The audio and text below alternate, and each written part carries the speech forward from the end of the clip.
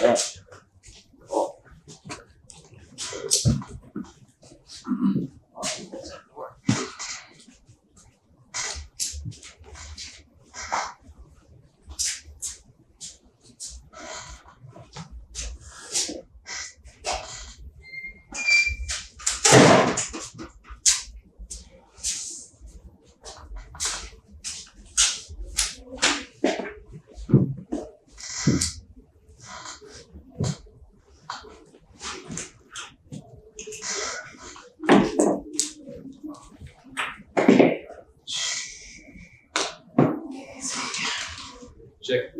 Checking the audios. Should be good.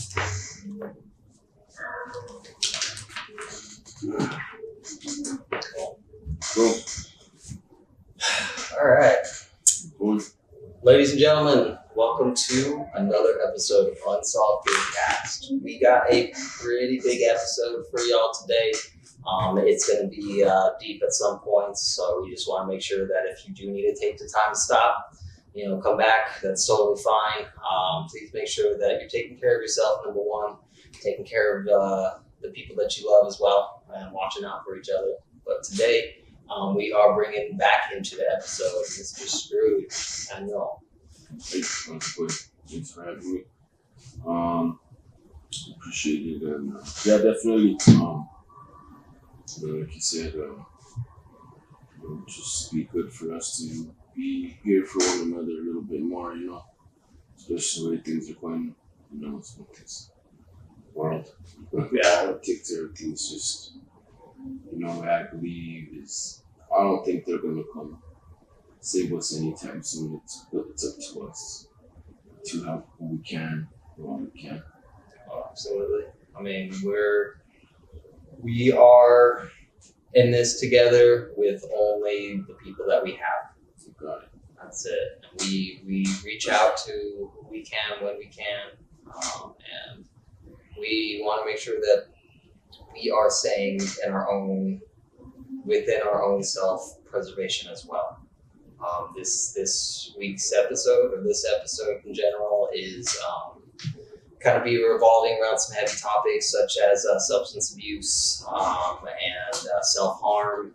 So again, this older audience viewers, please, and then if you do have the younger ones that are interested, or you are wanting to have the younger ones be able to watch some of this, that's fine. But please make sure that you're with somebody that you love and that you care about, because starting off with substance abuse, I will be possibly more likely than not hitting my my medicinal marijuana, because this has some triggering stuff, and I've been medicated for over 10 going on 15 years now for some situations that bring up triggers, and this is my medicinal purpose, my medicinal escape, because it is hard. It is hard out there, within, even on the inside. But I do want to make it clear that there is a difference between medicinal use and substance use, as well as medicinal overuse, and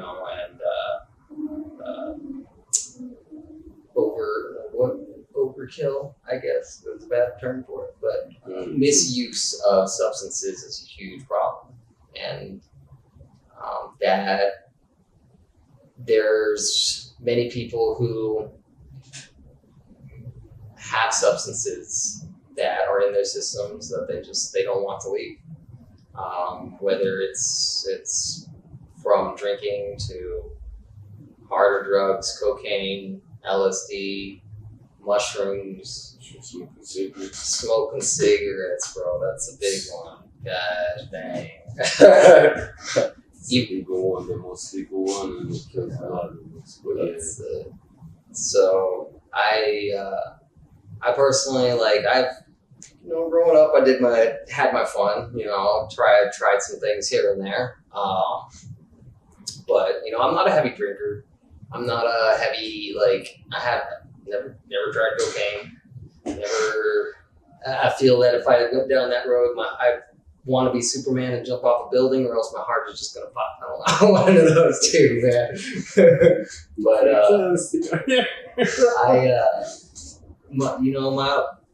myself and my homies, we've had our share of interesting times, to say the least, and it's interesting to see the growth of not only yourself but the growth of others. Not necessarily positive growth in all times. Sometimes it's growth in directions that are harmful to yourself. Yeah. It's hard to see your friends, your family members going down paths where it's difficult for them to stop. Whether it is alcohol, cigarettes, or a lot of the harder drugs. A lot of this leads to self-harm, harming of others around you mentally, physically. Mental health problems. Absolutely. So, like I said, we're going to be starting off with some substance abuse stories, just information that we're bouncing back and forth between each other.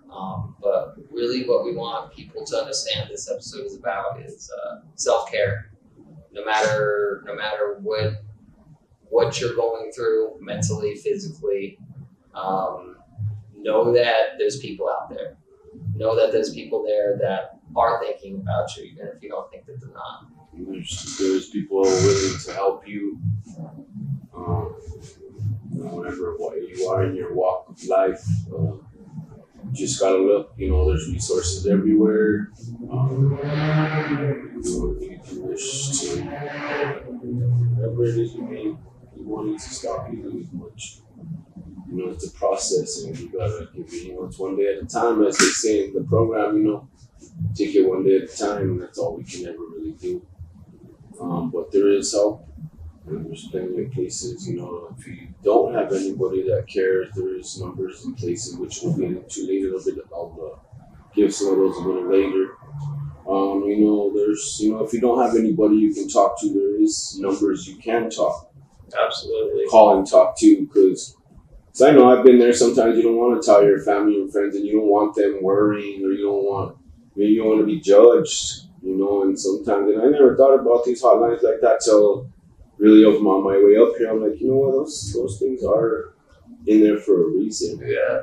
Sometimes if you don't feel comfortable telling your family and friends, it's like, my worry was, they can go tell. No, they can't. That's their job. There's a HIPAA law that keeps that in place for them and it's their job. It's a hotline. I'm like, well, damn, that's pretty cool to be able to even, just call and talk to some random person or a stranger. Because sometimes that's what it took for me, even talking to a stranger on the bus sometimes, or just random signs, random things, Well, absolutely. I mean, it is hard to talk to people at 100%. It's very difficult to be able to release your feelings, to be able to let somebody else into how you're feeling within mental, within physical, especially for me. I'm locked up, and I stay locked up, and it's hard for me to go around like that. I don't like shrinks. I don't like talking to them, but I have been in situations where I needed to have a shrink, and then a psychologist or whatever. in there. And it's and there's definitely times where I think about okay, let me take a step back. If people are feeling in a certain way, and they're feeling down and out, self-harm is the only way to go, or they just feel bad, just feel stuck, stuck in a hole. I know I get stuck in myself sometimes. Those hotlines are designed to stay anonymous. Absolutely. They're designed to be a release. To be able to have that energy escape. in a more positive, affirming way than what a lot of people do or end up doing when they're feeling like this. Yeah, for sure. Definitely, I could relate to when you were saying when you were growing up and stuff. Cause me, like, I grew up around a lot of drinking. I didn't really get much into the drug scene or seeing all the drugs till I was about 12 or 13. But you know what I mean? I'm from Santa Fe. I call it DNA. You know, drugs and alcohol. DNA. I mean, all the Albuquerque. I mean, you guys are always crazy. You know what I mean? And it's just like you guys have a lot more stuff to do here, and it's like it's no excuse really. You know what I mean? It's just probably something we use. So it's a small town. What else do we have to do? You know what I mean? But it's also helped me channel. Now it's kind of helped me channel it into my music, into my art. I found productive, not destructive ways to be able to break out of those life cycles that I thought were okay and cool because everyone else was doing it. And just all the death, you know what I mean? All the loss included in it. It's just like, it really, you know, when you really think about it and you've had enough of it, you're like, okay, fine, that's enough. And then you gotta start taking those necessary steps to cut it out. And it's hard, but, you know, if you don't have a good circle of people, like me, most of the people I grew up with are either dead, locked up, or who knows where they are. You know, people I was really, really close with, people I've really been close with, and it's like, it's still hard to open up because I don't really go or hang out with anybody. I enjoy my peace so much that, you know what I mean? I'm like, absolutely. Once you can get to that place where, you know, maybe if you don't even have a place where you can find your peace right now, find some place where you can find your peace as quick and possibly as you can, because, you know, that's what's going to help you get through it, because it's hard to see through all that when you're in it. You don't care, you know what I mean? You're like, well, I've just been caught up, it's like, I get it, you know. But when I realized that, you know, now, once I got locked up for my 5th DWI, I had a whole year to sit and think about it. I was like, you know what,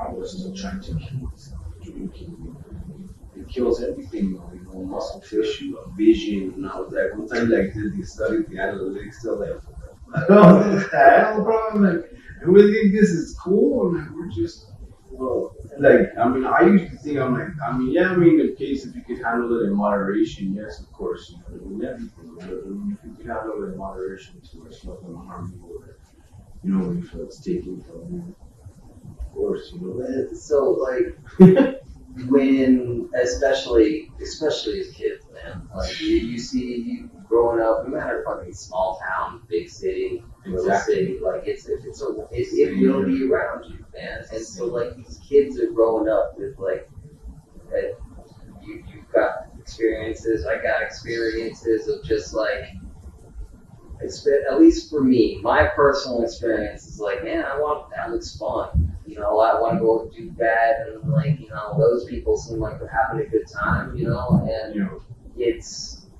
but when it I'm 30s, early 30s right now, and it's when even now looking back, it's just like, well, why was there an appeal to that? Now don't get me wrong. Again, I am medicated.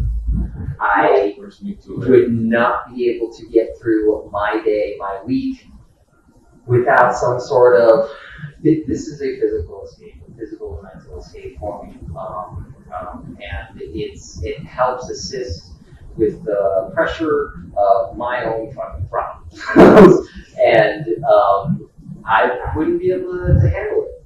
Now, there are people who absolutely their release is yoga. Their release is something else. It's endorphins. Whatever's releasing endorphins and stuff like that. You know, like, whatever makes you happy.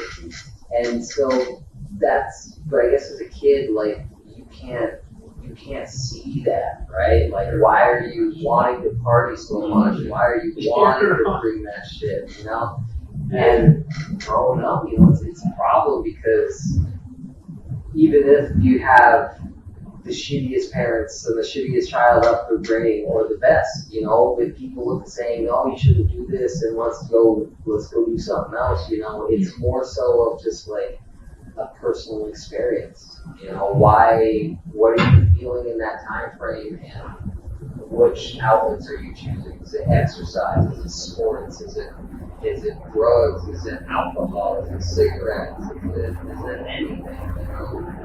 Video games, right?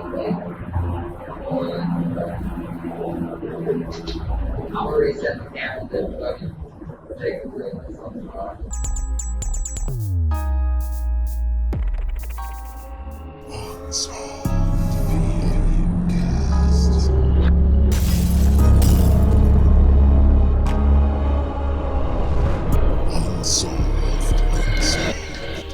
Check.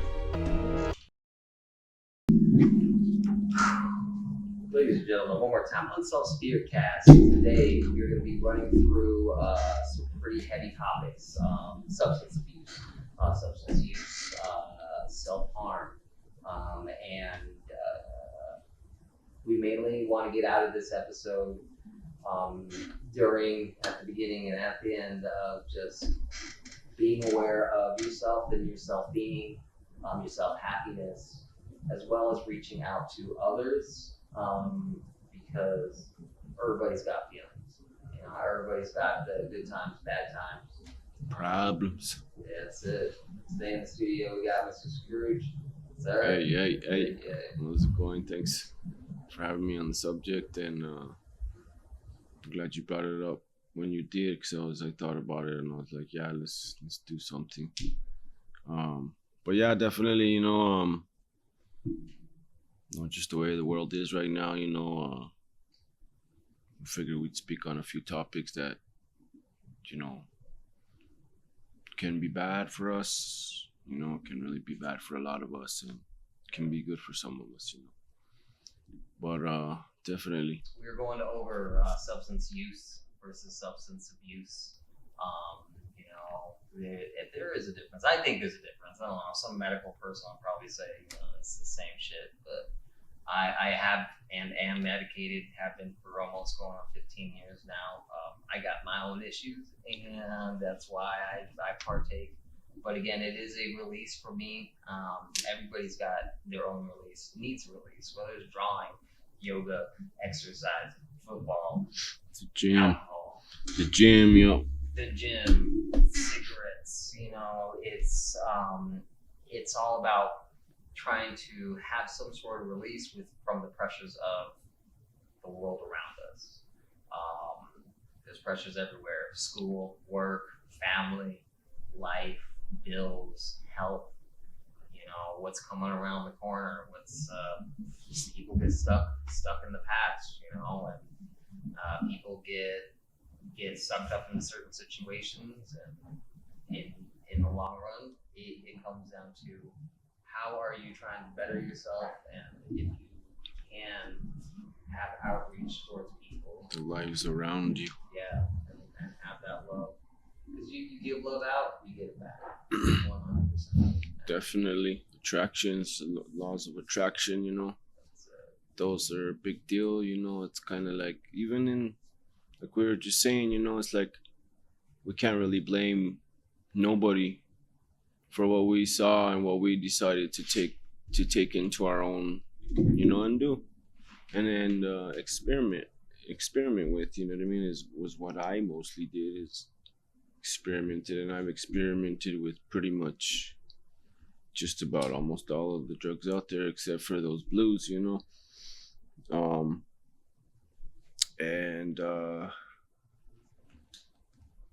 I'm pretty happy where I'm at. I smoke my marijuana, medically, of course, as needed. Try not to rely on that as much either. It's hard, like you say. I try to find different vices. It's what we have. Whatever it is that makes you happy, try to do it as much as you possibly can. Because that's makes you happy, and the happier you are, the happier those around you are gonna be, and yeah, pretty much. I'm glad you brought up that word, that vice. because as much as I would like to say, no, this is absolutely just medicinal, helps me and stuff, it is a vice. You know, it keeps me gripped. It helps me release, it helps me unload, it helps me forget and not deal with problems sometimes. Be forgetting too much sometimes. I'm like, shit. But yeah. But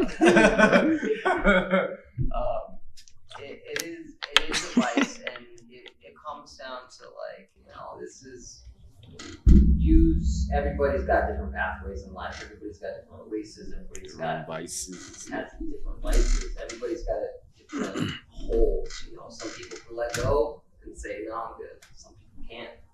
You know, alcoholism is a big It's a thing. real thing, yeah, You know, for sure. I remember like my pops, he's in and out of the whole like cycle of heavy drinker to like doing what he can to not drink at all. And then, you know, there's cycles, man, and it's hard to keep one way or another because life is hard, man, and you can't judge anybody at all for what is going on within their life. Definitely. And flip side of that is you can't force your energy, your negative energy upon others.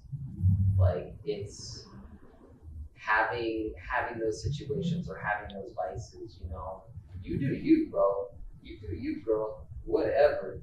But to have it affect somebody else within your circle is not good. And people let it slip, man, all the time. Yeah. And like I said, growing up, we both had our party times, man.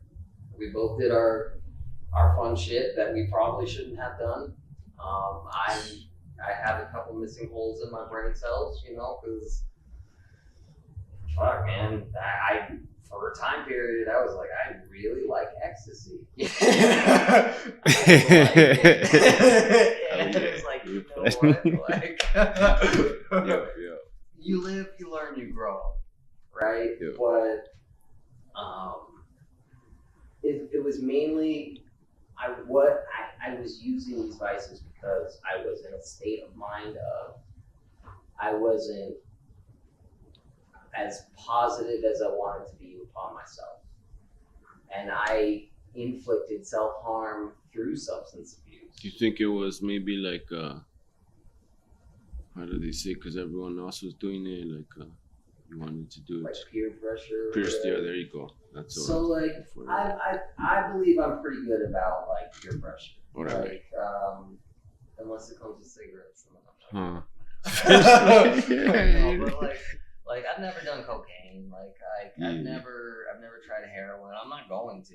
Like there's some shit that I'm just like I'm good, bro. Like fucking. I ain't gonna be that dude on the side of the street with a crocodile needle on the fucking side of the leg, you know? It's crazy, man. But I can say that it's like I would like to experiment and see how that affects me, right? And so it came to, like I said, self-harm through substance abuse. Experience. Because it's what it is. Each time, no matter what it is, even marijuana. Like people are like, oh, it's bad. It's not bad for you. You can't do any harm to you.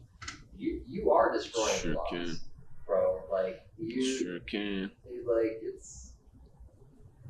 it can hurt your wallet. Like now that it's being even now with the states, like for sure. It's crazy, bro. I remember doing some dirty things and like $500 an ounce minimum. Now it's like $90, $30, like never mind. Anyways. Those prices, but yeah, those prices are a little up there still. But I also, when I was, it even got to a point where it was just like, man, even an escape of these drugs, man, it's not enough. And I have people within my life that I'm not going to tell their story about, but I know everybody out there knows someone who has been affected by self-inflicted harm, substance abuse harm. Yeah. But I remember I wasn't much of a cutter because I felt like my scars would be seen too much. But when I was smoking cigarettes, I just smoked cigarettes. But I put them out on my arms. Like that's why I have this longer tattoo right here, and I have a ring of scars going all the way around. Just because another form of release, you know, and it went from small self-harm into stuff that was bigger, and I became suicidal. You know, I became into a state of mind of like, number one, don't want to be here. Number two, does anybody want me here? Number three, like, what effect am I doing? Like, I'm a fucking speed bump, you know? And it came to the point where it was difficult for me to function and put on a positive face. And I reached out into the wrong outlets of life, but I'm here now, you know. I will go down a couple of stories in a minute, but For sure. it's been a fucking ride, and I'm extremely grateful that you're in the studio today helping us. For sure. Reach Thanks. this out. So go ahead and give a quick closing statement and we'll reset again. Definitely, for sure. Yeah, like you said, pretty much. I just, you know, if you feel you can't do any, you know, you can't quit or do what you want to do, there's places that'll help you. Just have to look, plenty of resources and places to look for. Different. There's places out there, there's people out there. But I'll reset and go again. Cool. It's okay again.